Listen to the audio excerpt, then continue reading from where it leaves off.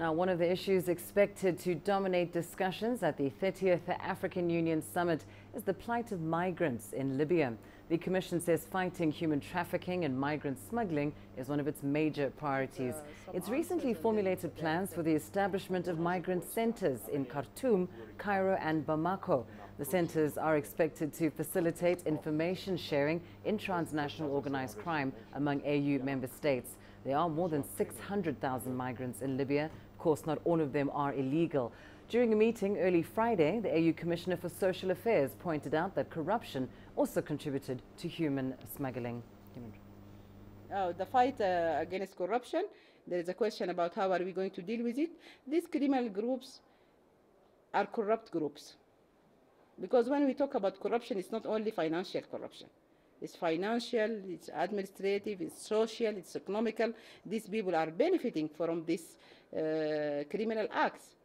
And they are establishing networks, they have their channels of exchanging the money, they have exploit these people. So it is corruption itself when we talk about these criminal groups that are dealing with illegal migrants issues. Well, CGTN's Valdi Karlse is in Addis Ababa keeping tabs on the AU summit for us. Let's get the latest now from her. Valdi, first of all, can you just tell us more about the theme and agenda for this year's AU summit? Well, as you just heard from the Commissioner of Social Affairs, the theme this year is winning the fight against corruption. So obviously there will be a strong focus on that. The African Union estimates that more than $80 billion leaves the continent every single year through illicit trade outflows. But corruption is so much more than just in terms of what financial losses Africa might suffer. It extends into the social arenas, but also has a very real impact on people's lives. And so among the issues that will be discussed here, of course, will be the migration crisis in Africa. But top of the agenda is the reform report by President Paul Kagame, who will be taking over the leadership of the AU. Now, that's, of course, to streamline the working of the African Union, to make it more efficient, and also to get all of the member states to contribute to actually get to the day-to-day running of the organization. That's certainly high on the agenda. But also, Lindy, they'll be talking about the single Africa transport market, which is, of course, one of the Agenda 2063 priorities, is to create a single air transport market for the continent in order to facilitate just regional but also continental economic integration. No doubt it's going to be a very packed agenda over the next few days. So many pressing issues that need to be addressed too. I imagine issues like security, conflict in South Sudan will also be priority topics over the next few days. Absolutely.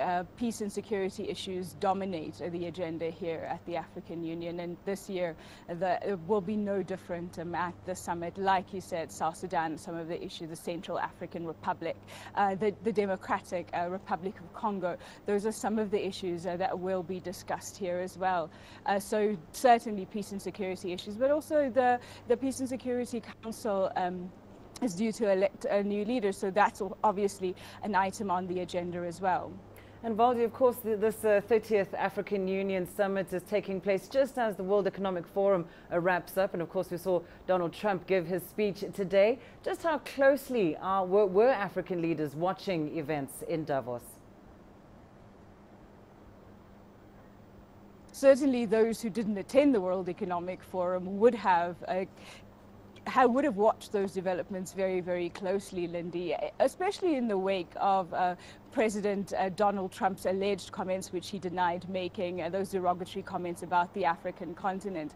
But I think what they would have been watching is the meeting between Rwandan President Paul Kagame and Trump. He is the only African leader that Trump met. He is due to take over the leadership of the African Union on Sunday. So They both tweeted just minutes after the meeting that they had great bilateral discussions, and Kagame adding that the ties between the United States and Africa are very, very important at this time. We'll be waiting to hear what else came out of that meeting, but certainly those comments did ruffle feathers here at the African Union.